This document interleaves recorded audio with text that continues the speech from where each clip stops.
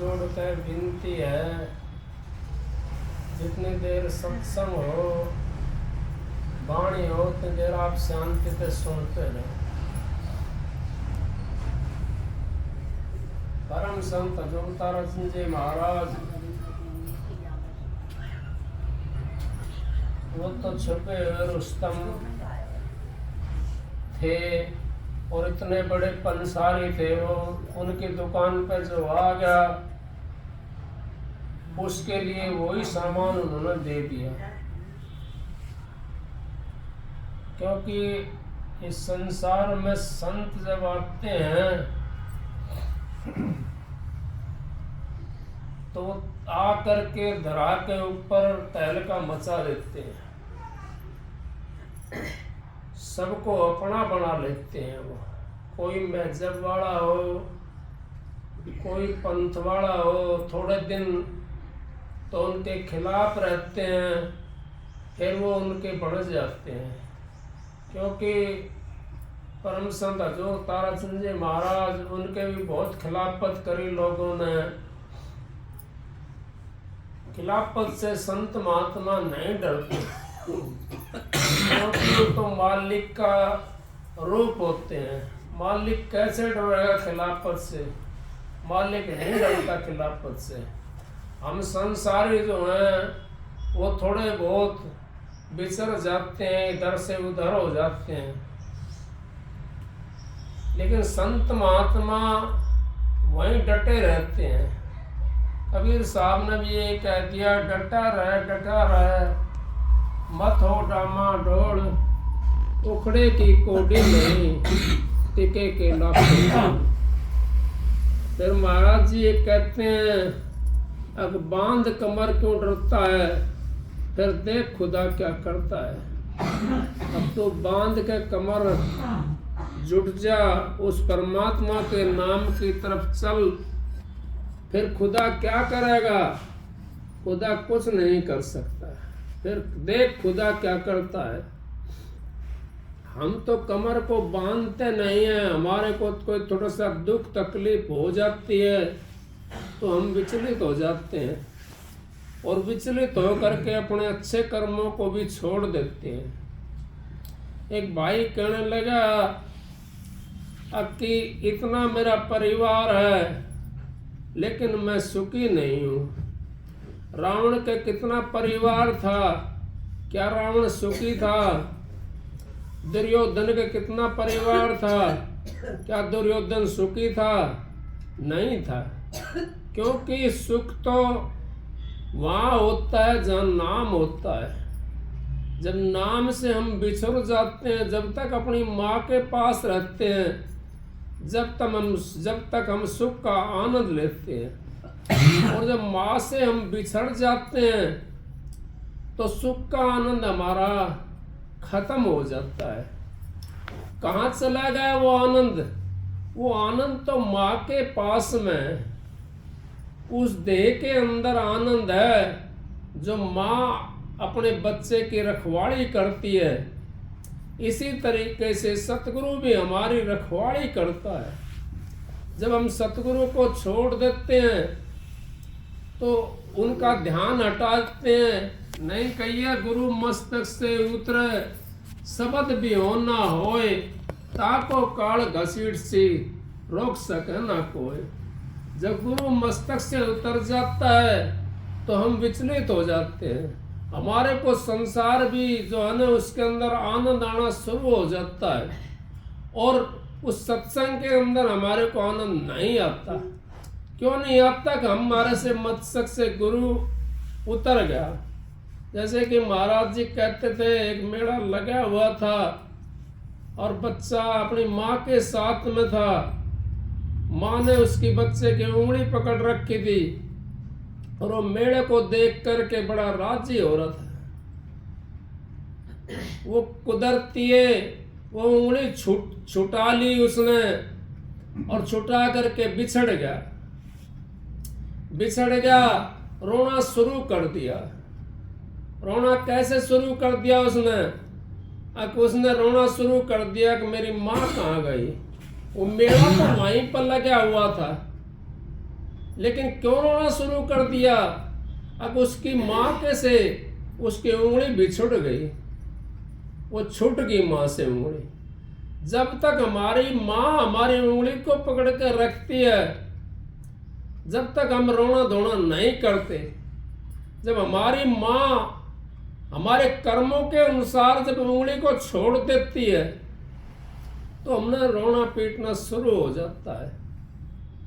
और वो कर्म हमारे उस जगह ले जाते हैं जिस जगह पे हमने करना है। वो क्योंकि क्यों ले जाते हैं उस जगह पे? अब वो हमारे करे हुए कर्म है। लेकिन ये कहते हैं संत महात्मा, अगर आप अपने गुरु के साथ में आप भक्ति भी करो और भक्ति का आनंद भी लो और अपने कर्म को भी काटो।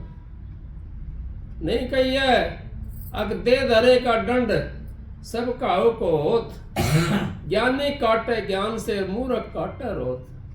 ज्ञानी तो अपने ज्ञान से उसको दे धरे के दंड को काट लेता है, और मूर्ख वो दंड तो फिर भी काटना पड़ता है, लेकिन अपने शरीर को भी खो लेता है। वो शरीर को से भी दुखी हो जाता है, वो शरीर को भी खत्म कर देता है। और ज्ञानी जो होता है अपने गुरु के सहारे से उस दुख को तो काटेगा, और गुरु को अपना साथी बना करके और उस दुख को काट लेगा, उसको दगद कर देगा।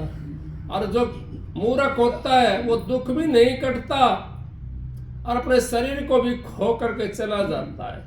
दुख फिर भी उसने भोगना पड़ता है, क्योंकि आया है करता रहता है, दुख फिर भी भोगना पड़ेगा उसको, कटता नहीं है वो। इसी तरीके से महाराज जी परम संत हजूर ताराचंद जी हमारे को यही उन्होंने शिक्षा दी, अग भाई काम अपना करो, पराया काम क्या फंसना, देश अपने चलो, पराए देश में क्या बसना। इस देश में क्या बसना है? ये देश तो नासवान बताया है। क्यों बताया नासवान? यहाँ कोई सदा रहने वाली चीज है? कोई नहीं है। अगर कोई हो तो बताओ सदा रहने वाली कोई चीज है यहाँ पे? कोई भी सदा रहने वाली चीज यहाँ पर नहीं है। इस करके इसको नासवान बता दिया। ये शरीर भी नासवान बता दिया। ये शरीर भी हमारे को सदा नहीं मिलेगा, क्योंकि इसका भी समय जब पूरा हो जाता है ये चला जाता है। इसी तरीके से संत महात्मा हमारे को यही बातें शिक्षा देते हैं, अग भाई तुम राम का नाम का सुमरण करा करो, उस अपने सतगुरु को याद रखा करो, अपने सतगुरु को भूल लो मत। क्यों? अगर सतगुरु को हम भूल गए तो हम बर्बाद हो जाएंगे। कैसे बर्बाद हो जाएंगे? जैसे मेला लगा हुआ था और वो सामान तो वहीं पर था, लेकिन वो उछट गया, उससे बिछट गया, उस मेले से अपनी माँ के उससे बिछड़ा, तो वो उसको रोना पीटना शुरू कर दिया। तो हम इस शरीर को साधना सीखें, इस शरीर को अपना ना समझे। अगर ये शरीर भी हमारा, हम तो अपना समझते हैं शरीर को, कितना इसको खिलाते हैं, कितना इसको नहवाते हैं, कैसे कैसे इसके तकिया लगा करके सोते हैं, कितना मोटा इसको गद्दा पे आराम करवाते हैं, फिर भी हमारा साथ नहीं देता। तो साथी हमारा कौन है? हमारा साथी कोई नहीं है। हमारा साथी सतगुरु और नाम हमारा साथी है, जो हमारे को इन दुखों से बचा लेगा, बार बार के जन्म मरने से हमारे को बचा लेगा। वो सतगुरु हमारा साथी होता है और दुख भी हमारा साथी होता है। नहीं कहीं कृष्ण भगवान कहने लगा अपनी बुआ से, अब बुआ कुंती थी ना, कृष्ण भगवान की बुआ, कहने लगा अब बुआ मां आप क्या मांगना चाहती हो? आज जो कुछ आप मांगोगी आपको वही चीज मिलेगी। अब उसने 2 मिनट मौन रही, मौन रह करके कहने लगी, उसने सोच विचार करा, अब सारी चीज तो यहीं पे खत्म हो गई, मैं क्या मांगू? कहने लगी अब भाई मेरे को एक चीज चाहिए। कौन सी चीज चाहिए? अब मेरे को दुख दे दे, मेरे को दुख दे दे। अब बुआ तूने सारी उम्र तो दुख में बिताई है, अब भी तूने दुख ही मांगा। बुआ कहने लगी अक मैं अगर दुख में नहीं होती तो आप मेरा साथ नहीं रहते, अगर मैं दुख के अंदर नहीं होती तो आप मेरे से ओझल हो जाते, आप मेरे से बिछड़ जाते। आज भी मैं दुख अगर मांगूंगी तो आप मेरे साथ रहोगे, दुख में मैं सुमरण कर लूंगी आपका, सुख में सुमरण नहीं करता कोई भी। नहीं कही कबीर साहब ने, दुख में सुमरण सब करे, सुख में करे ना कोई, और जो सुख में सुमरण करे दुख काहे को होए। अगर दुख काहे को होएगा, जो सुख में अगर सुमरण कर लेता है उसको दुख नहीं हो सकता, और जो सुख के अंदर सुमरण नहीं करता उसको दुख हो जाता है। क्यों हो जाता है? अगर सुखी, जब परमात्मा सुखी, उसका सुख का टाइम है, उस टाइम तो आराम से तकिए लगा करके सो गया। फिर जब दुख आया तो आया ही करना शुरू होगा, फिर सुमरण किस टाइम करेगा? फिर मालिक को याद करता है।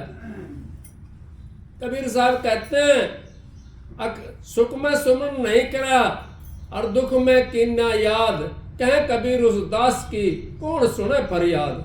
फिर उस दास की कौन फरियाद सुनेगा? उससे साथी कौन रहेगा? कोई नहीं रह सकता उसका साथी। इस करके महाराज जी कहते हैं अगर दुख जो है वो साथी होता है और सुख साथी नहीं होता। सुख में भी सुमरण करो और दुख में भी सुमरण करा करो, उससे हमारा बेड़ा पार हो जाएगा। हमने सारी नहीं कही कबीर साहब ने, हरदम वृत्ति रहे एक सार, समझो सारा सार हरदम वृत्ति रहे एक सार। सारा सार को आप समझ जाओ, हमारी वृत्ति हरदम एक सार रहनी चाहिए। अगर हमारी वृत्ति में थोड़ा गिराव चढ़ाव आ जाता है तो हम बर्बादी की तरफ हो जाते हैं। अगर हमारी वृत्ति सही रहेगी तो हम आबादी की तरफ रहेंगे। उस आबादी के अंदर हमने जो है ना चैन की नींद आएगी और उस मालिक का सुमरण बनेगा और भजन बन जाएगा और हम अपने घर चले जाएंगे। महाराज जी बार बार हमारे को यही शिक्षा दिया करते थे, अगर भाई अपना काम कर लो, ये देह में फिर नहीं मिलेगी, ये मनुष्य चोला फिर नहीं मिलेगा। इब का चूक के नहीं ठिकाना, दिन पर दिन चोला होत पुराना। अगर आपका चूक गए तो चूक गए, अब का इब नहीं बनी तो फिर भी नहीं बन सकती।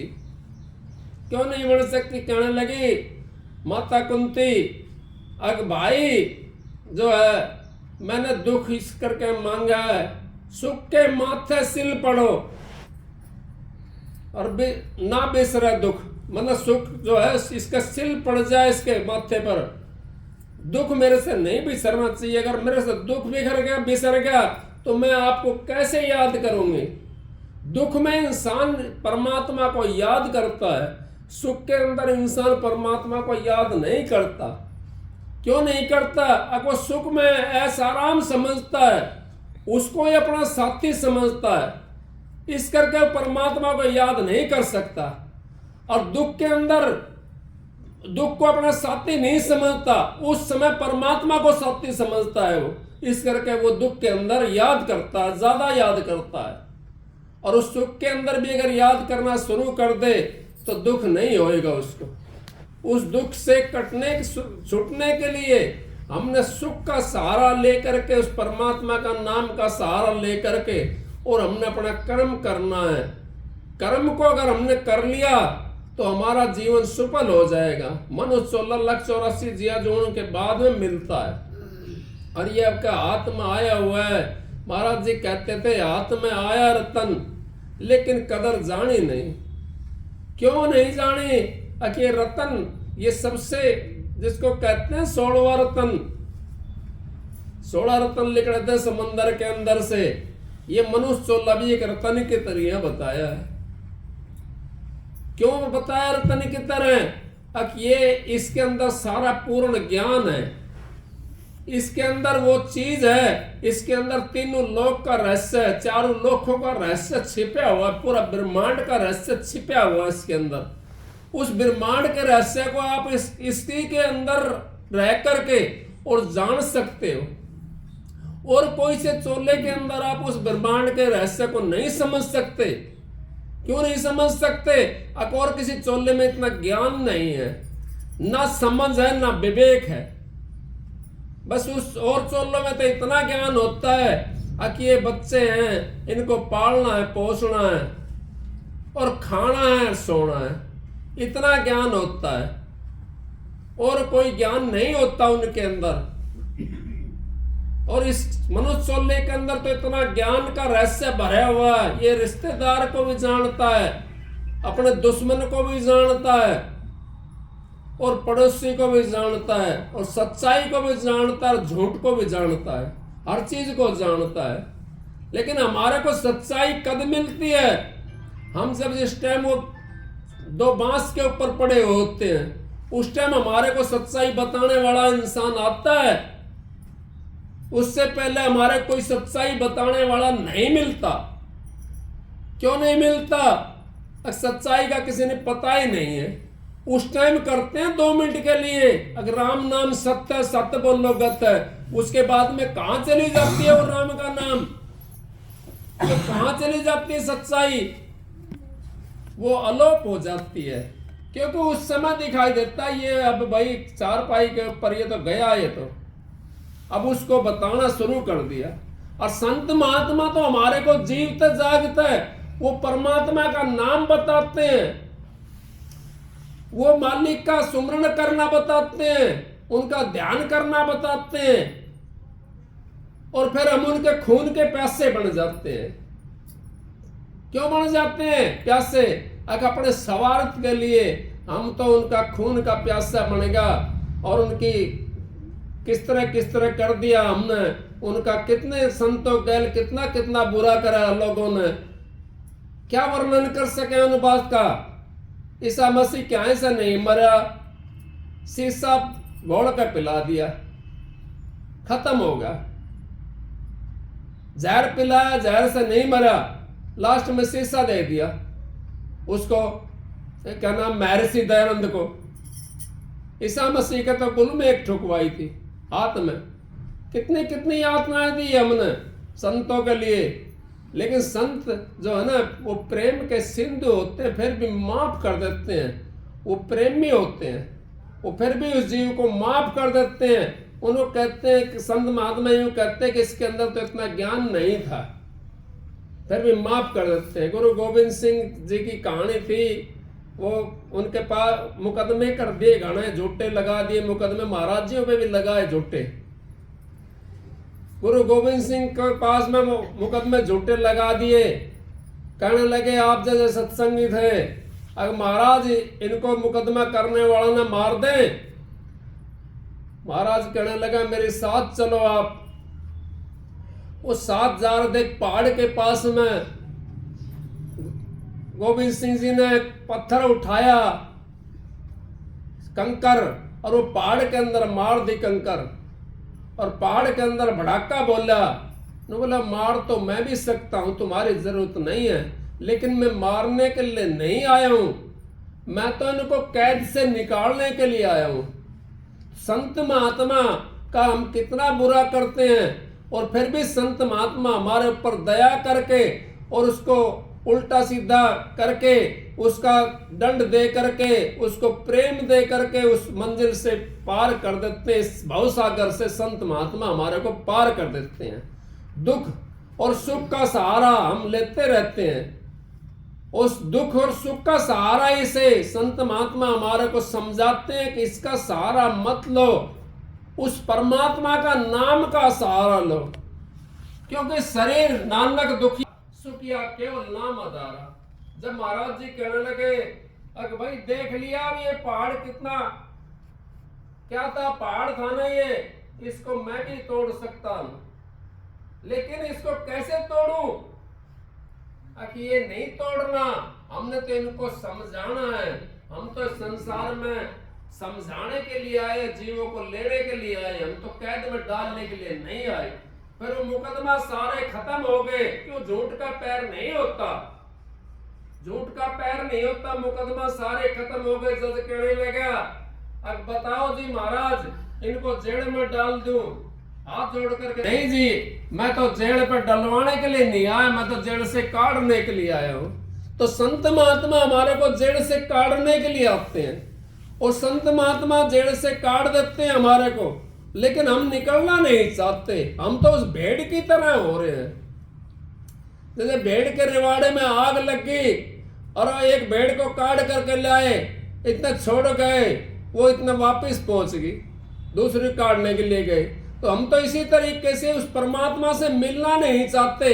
हम तो भेड़ के रिवाड़े की तरह हो रहे हैं और वो रिवाड़े के अंदर फिर वापस बढ़ना चाहते हैं। सब कुछ काम खत्म होने के बाद में भी हम भक्ति नहीं कर सकते। फिर भी हाय माया, हाय माया। ये माया कहाँ से आएगी? अरे माया तो तेरे घट के अंदर है, उसको खोज ले। घट के अंदर नूर बाहर क्यों देखे भाई? तेरा घट में झलके नूर, बाहर क्यों झलकता है? बाहर क्या खोजेगा? बाहर क्या करना? तुम 2 रोटी खानी है, 2 रोटी चाहिए, पहनने के लिए कपड़ा चाहिए, और क्या करना तूने? अब बेटी का ब्याह कर दिया, बेटे का ब्याह कर दिया, क्या करोगे? फिर भी हम उस चक्कर में पड़े रहते हैं। 1 का 2 बना ले, 2 का 4 बना ले, 4 का 6 बना ले, 6 का 10 बना ले। मैं ये नहीं कहता अपना घर में उजाड़ दो, मैं कहता हूँ घर का काम तो हमने करना चाहिए, लेकिन हमने इतना घर के अंदर, गृहस्थ के अंदर नहीं फंसना चाहिए। और जब हमारा अपने भजन को छोड़ देते हैं, वो काम को नहीं छोड़ते। हम अपनी सारी चीज को छोड़ देते हैं, अपनी क्रिया को छोड़ देते हैं, लेकिन काम को नहीं छोड़ते। काम जब तक हम छोड़ेंगे नहीं, जब तक उस भजन को छोड़ते रहते हैं, उस मालिक का सुमरन को छोड़ते रहते हैं, फिर वो बताओ कैसे हमारा आगे आएगा? कैसे हमारा सुमरन बनेगा? एक दिन काल सिराना पर आकर के खड़ा हो जाएगा। महाराज जी कहते थे काल महाराज के जीव की यारी होगी। कहने लगे अग भाई, जीव कहने लगा काल महाराज से, अग महाराज मेरे को लेने के लिए आवे तो बता देना, क्यों आपके मेरी यारी तो हो ही गई, आप बता देना मेरे को जब लेने के लिए आओ। ने बोला ठीक है भाई, मैं आपको बता दूंगा। जब लेने के लिए आ गया, उसके बाद में कहने लगा अग भाई चल। अबे कैसे चलूं मैं? आपने बताई तो नहीं। अग मैंने तो भाई बताई थी, मैंने तेरे पास 4 चिट्ठी डाली, लेकिन तेने तो औरों की बताता रहा। 4 चिट्ठी कौन सी डाली? अग पहले तो बाल सफेद होए। कहने लगे औरों को बताता रहा भाई बाल सफेद हो गए, अब तो भाई समय है जो नजदीक आ रहा है, ये बुढ़ापा शुरू होगा। फिर दूसरी चिट्ठी कौन सी डाली? अग भाई आंखों का जो था वो तौर भी कम होगा। अग भाई औरों को बताता डोले गया, अग भाई आंखों का भी तौर कम होगा, अब तो बुढ़ापा शुरू होगा। फिर तीसरी चिट्ठी कौन सी? एक दांत भी टूट गए, दांत भी टूट गए। औरों को बताता डोले गया दांत टूट गए भाई, अपने आप पे को तूने नहीं समझा। फिर भी औरों को बताता शुरू है भाई बुढ़ापा आ गया, ले दांत भी टूट गए। चौथी चिट्ठी कौन सी डाली? अग भाई पैरों का और राम भी निकल गया और कानों से सुनना ही बंद हो गया। मैंने तो भाई तेरे पास में 4 चिट्ठी डाली थी, अगर तू ना चेतता तो मैं क्या करूं? मेरा क्या कसूर है? कसूर तो आपका है। मैंने तो आपके पास में 4 चिट्ठी डाल दी हैं, अब आप ना चेतो तो बताओ क्या करें? चेत नर तू चेत जा। अब ये फिर नहीं है, ये दे अब क्या मिली है फिर नहीं मिलेगी। फिर चिड़िया अंत समय पछताएगा जब चिड़िया चुग गई खेत। अंत समय फिर हमारे को पछताना हो जाता है जब हमारी सारी रस्सी कुएं में चली जाती है, तो फिर यूँ समझो फिर काट के कौन ले आएगा। लेकिन अंत समय में भी आदमी चेत जाता है जब भी यूँ समझो सब कुछ है। महाराज जी कहते थे 2 आंगल की रस्सी हाथ में आ जाए तो सारी कुएं के निकाल सकते हैं हम उसको। और जब हमारे हाथ में सारी रस्सी चली गई तो चली गई, फिर कैसे निकालेंगे? फिर दोबारा 84 में जाना पड़ेगा हमें। संत महात्माओं की शरण के उससे हम 84 से बच जाते हैं। जब संतों की शरण से हम ओझल हो जाते हैं और संतों की शरण नहीं लेते तो हमने 84 में जाना पड़ता है। अब क्या हम कितने दुखी हैं। संतों की शरण में जाने से कोई कहता कि ये तो भाई गुरुमुख थे, इनको दुख कैसे हुआ। पर्सन यहाँ एक आया यहाँ पे, अब ये तो भाई इन्होंने तो नाम ले रखा था, ये क्यों दुखी हो गए, इनको कैसे दुख मिलेगा। अरे दुख तो सबको होता है, दुख तो सबको होता है। नाम लेने वाला क्या दुखी नहीं होता? होता है। क्यों होता है? कुछ ना दुख तो काटना पड़ेगा। लेकिन संतों की शरण से हमारे दुख दगद हो जाते हैं, हमारे को फिर दोबारा मौका मिल जाता है। अगर हमारा कर्म कोई बाकी रह जाता है तो दोबारा मनुष्य का चोला मिल करके हमारा दुख दोबारा से हम काट लेते हैं उसको। इस तरीके से संतों की शरण में जाने से दुख दगद हो जाता है। और संतों की शरण में जाने के बाद पश्चात जीव और यहाँ पे जो है आ जाता दोबारा से मनुष्य का चोला धर के और अपना काम अपना कर लेता है वो। तो इसी करके संत महात्मा हमारे को यही शिक्षा देते हैं और संतों की शिक्षा हमने माननी चाहिए। क्यों माननी चाहिए हमें संतों की शिक्षा? अब संत किस लिए आते हैं? हमारे कोई ठगने के लिए आते हैं, हमारे से कोई और कार्य करवाना चाहते हैं, वो अपने पैर दबाना चाहते हैं या अपनी सेवा करवाना चाहते हैं? नहीं, हमारे को ये बातें समझाने के लिए, हमारे भले के लिए संत यहाँ पर संसार में आते हैं। जितने भी आए, नानक, दास, गोरख, कबीरा, इन चारों का एक शरीरा, ये दत्त कबीरा, इन चारों का एक शरीरा। एक शरीर होता है इनका, लेकिन वाणी एक ही होती है सबकी। सब संतों की शाख एक ही होती है, उस परमात्मा की तरफ इशारा देते हैं। वो परमात्मा हमारे अंदर में बैठा हुआ है, बाहर क्यों ढूंढे भाई? बाहर मत ना ढूंढ उसको, परमात्मा को। परमात्मा तो तेरे अंदर में बैठा हुआ है, तू उसके दर्शन कर सकता है। परमात्मा हमारे अंदर में बैठा हुआ है, हम उसके दर्शन कर सकते हैं। कैसे कर सकते हैं उसके दर्शन? गुरु से जब हमने नाम ले लिया और नाम ले करके हम उस रास्ते पे चलेंगे, गुरु के बताए हुए वचन पर रुकेंगे, तो हमारे को परमात्मा के दर्शन हो जाएंगे।